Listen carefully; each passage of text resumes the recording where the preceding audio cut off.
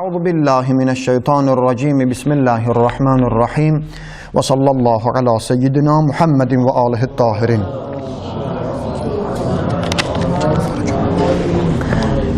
Bəhsimiz möhrə, torpağa səcdə barəsində idi. Bundan qabaq Qur'an-ı Kərimdə olan bəhsimizi apardıq. Peyğəmbər kəlamında torpağa səcdə bəhsini apardıq. Axırıncı bəhsimiz Peyğəmbərin sahabələri bəs torpağa səcdə ediblərmi? O barədə bəhs apardıq və tabeinlər. Peyğəmbəri görməyib, Peyğəmbəri görənləri görən tabein adlanır, sahabələri görüb.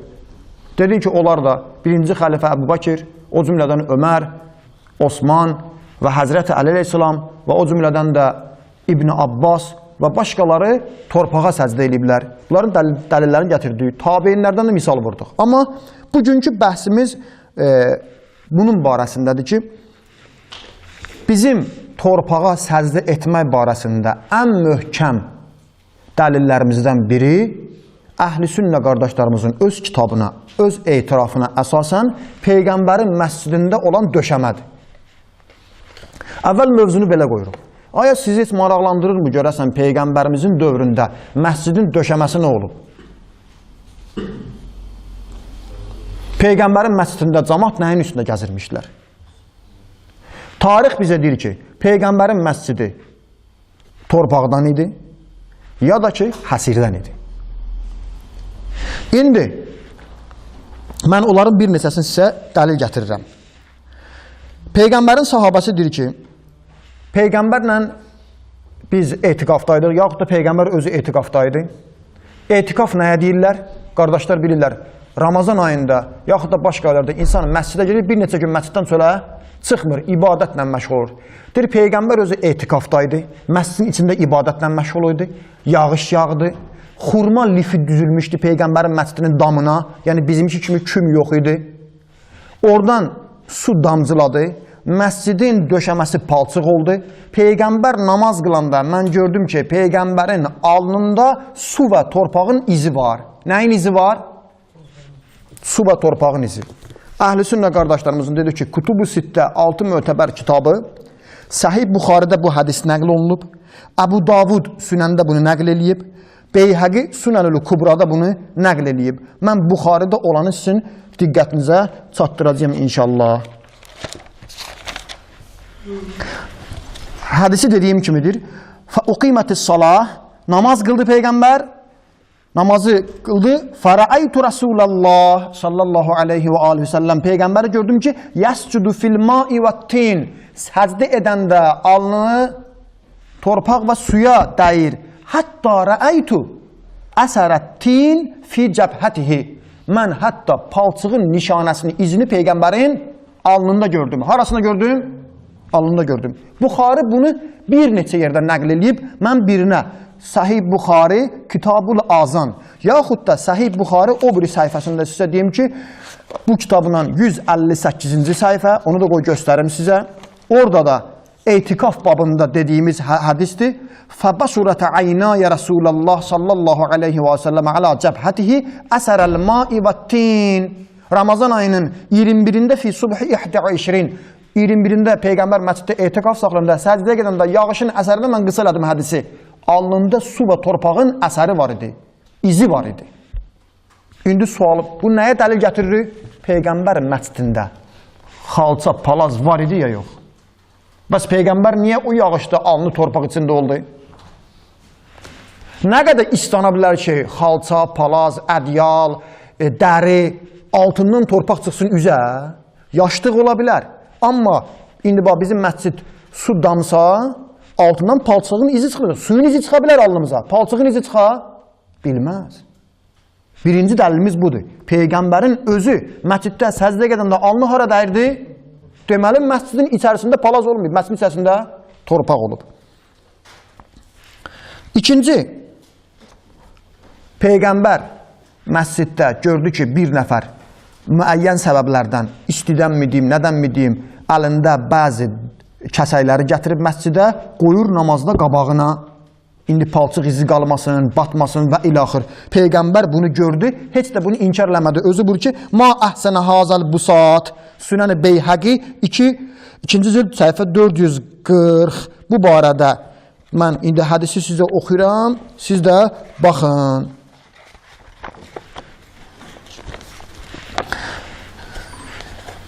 Ömərin oğlundan soruşdum.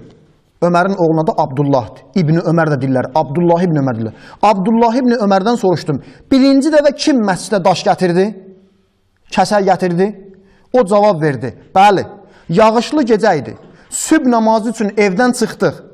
Bir kişi əllərində daşları, kəsərləri götürmüşdü. Münasib bir daş da götürdü və onu qabağına qoydu. Ona səcdə elədi. Peyğəmbər bu zaman bunu gördü. Görür Peyğəmbər. Da demədi, bunu hərəkət edirsən. Belə söz demədi. Əksinə Peyğəmbər nə buyurdu? Ma əhsənə hazalı bu saat. Bu necə də maraqlı, yaxud da bu saat bəsitli, genişli, rahatlıq özünə yaratmaqdır. Deməli, Peyğəmbərin məscidində xalçadan əsər əlamət yox idi, palaz yox idi. Əgər palaz var idi, bu adam niyə daş götürdü? Niyə özündən kəsər götürdü? İkinci dəlilimiz. 3. İkinci xəlifə Əbu Bakır, Ömərin dövründə. Keçən də bu hədisi dedi, bir daha təkrar edilir. Ömərin özü məscidə əgər palaza, xalçaya olardısa, döşəməyə olardısa, əlavə hətta daş kəsər gətirdi. İndi niyə gətirdi? Mən onu hədisin özündə görəcəksiniz. Torpağı Ömər istəmirdi. Niyə? Səbəbini deyəcək, toz olmasın. Cəmaatın üstü başı batmasın. Baxın, Ət-Təbəqat, Əhlüsünnə alimidir, müəllifin adı İbn Səəddir. 3-cü cild 284-cü səhifə. Abdullah ibn İbrahim nəql edir. Birinci dəfə məscidə, Peyğəmbər məscidinə daşları, kəsərləri gətirən Ömər ibn Xəttabdır. Və buna səbəb bu oldu ki, o əmr verdi, məscidə daşlar, kəsərlər gətirsinlər və onu namaz qılanlar üçün döşəsinlər. Onlar namaza gedən zamanı alınlarını, başlarını səcdədə ona qoysunlar. Niyə? Çünki onlar torpağa səcdə eləyəndə, torpaq, kəsək bu hazırlanmışdı bizim möhrlər kimi. Yəni, kvadrat halında, üçgünc halında yaxud da. Amma torpağa gedəndə adamın alnı və paltarları batır. Niyə? Çünki onlar məsciddə gedirlər səcdəyə, qalxandan sonra hamısı əllərin bir-birinə çırpırdılar. Bax, indi, əgər torpaq olsa, istəsəmə gedəndən sonra yapışıraq adamın əlinə tikə, xırda torpaqlar. Neynəməli? Biz də neynəli əllərimizi çırpırıq. Ömər deyir, gətiricidir məscidə. Niyə? Çünki qoy namazda, səcdədə onu eləsinlər.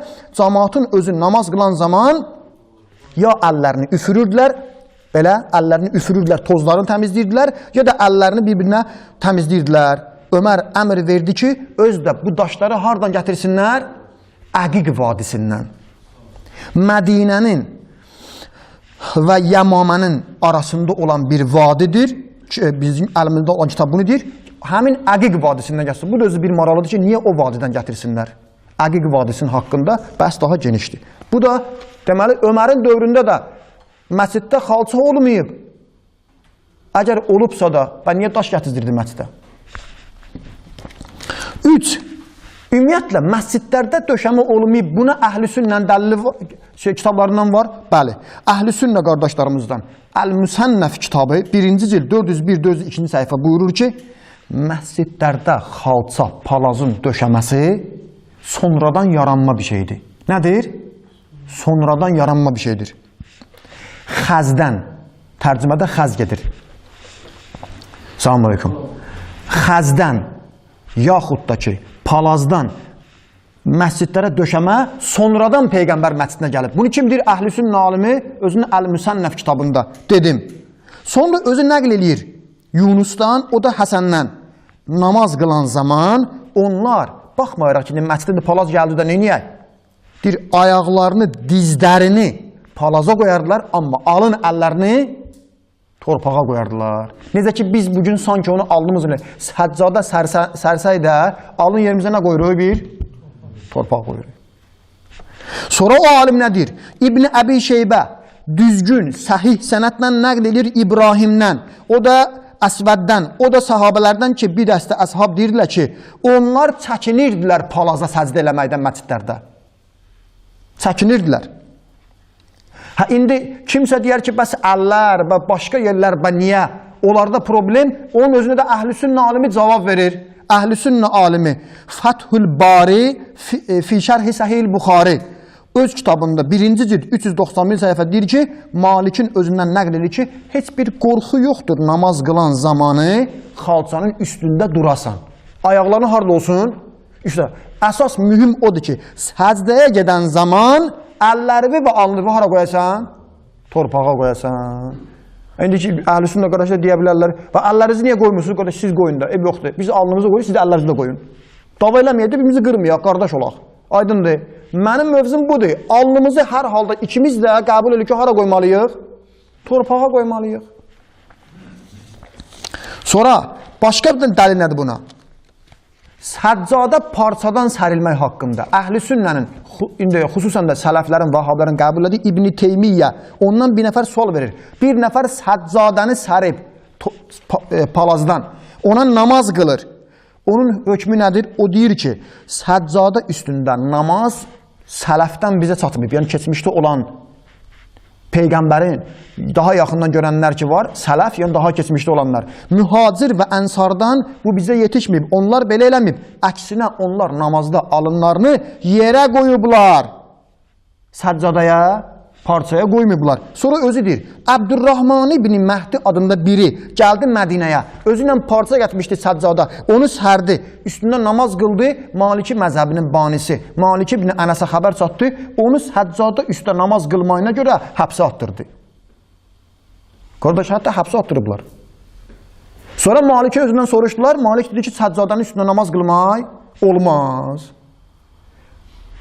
Əl-Müsənnaf İbn Əbi Şeybə və başqaları deyirlər ki, Peyğəmbərin dövründə məscidin özündə sonradan palaz düzüldü, sonradan bu xalça gəldi. Ümumiyyətlə, bilirsiniz, ərəblərdə dəri olub, həsir olub. Ərəblərdə xalça anlayışı olmayıb. Bu günlər bu xalça anlayışları ki var bizdə, xalça anlayışı farslardan yaxud da ki, başqa millətlərdən gedir. Bu baxımdan deməli, bir bəhsimiz məscidlə bağlıdır ki, qarşı tərəfə, qardaşlarımıza sual veririk. Bizi ittiham etməyin. Peyğəmbərin məscidində siz deyin, xalça olub? Yox.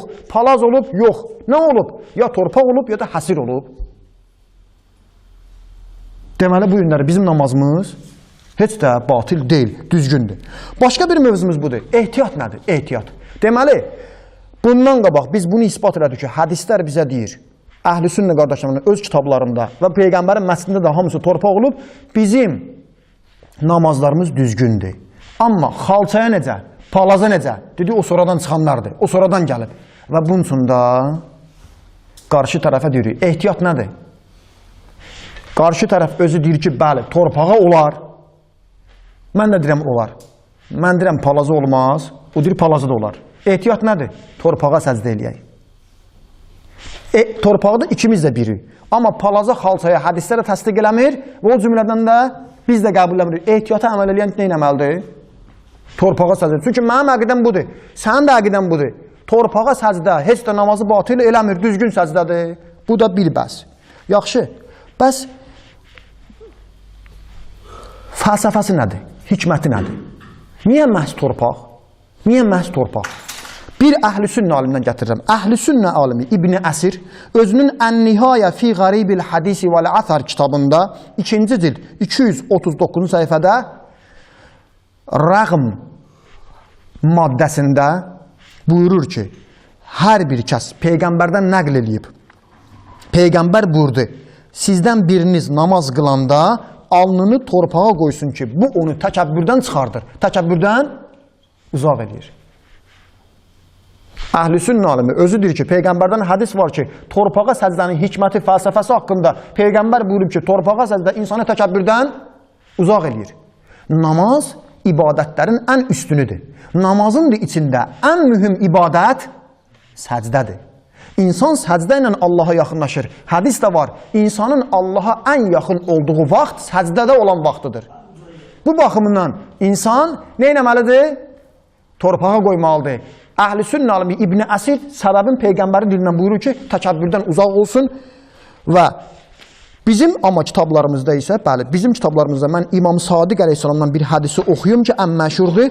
Bu mövzunu da inşallah bağlayaq.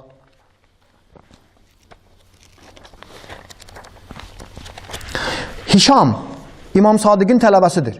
İmam Sadiqdən soruşdum. Səcdə yalnız səcdə hansı şeylərə olar? Səcdə hansı şeylər olar? İmam mənə dedi, səcdə yalnız torpağa və torpaqdan düzərənlərə yeyilən və geyilənlərdən başqa edilməməlidir. Ya torpaq olmalıdır, ya da torpaqdan çıxsın, amma yeyilməli, geyilməli olmasın. Soruşdum ki, sənə fəda olum. Bunun səbəbi nədir? İmam buyurdu. Çünki səcdə Allah üçün itaətdir, xuzu etməkdir. Layiq deyil ki, yeməlilər və geyimlərə səcdə edilsin. Yemək, geymək dünya işlərindən də sonra imam özü izah verir. Çünki dünya pərəstlər yemək içməyin quludurlar, nökəridirlər. Dünya adamları nədir? Yesin, içsin, gəzsin, ancaq bunlar da yaxşı geyinsin. Bunlar dünya adamlarının malıdır. Halbuki insan səcdə edərkən Allaha pərəstlik eləyir, Allaha boyun əyir. Belə isə heç də yaxşı deyildir ki, öz alnını dünya adamların, dünya pərəstlərin seçdiyi, məbud etdiyi şeyə qoysun. Və torpağa səcdə etmək daha üstün və daha yaxşıdır. Çünki bu böyük Allahın qarşısında zəlillik və acizliyin, xuzuluğun göstərməyin nişanəsidir. Deməli, əhl-i sünnə qardaşlarımızdan da İbn Əsir nəql edir Peyğəmbərdən. O cümlədən də bizim kitablarımız nəql edir İmam Sadiq əleyhissalamdan ki, torpağa səcdə etməyin hikməti budur ki, insan təkəbbürdən uzaq olsun, Allahın qabağında öz zəlilliyin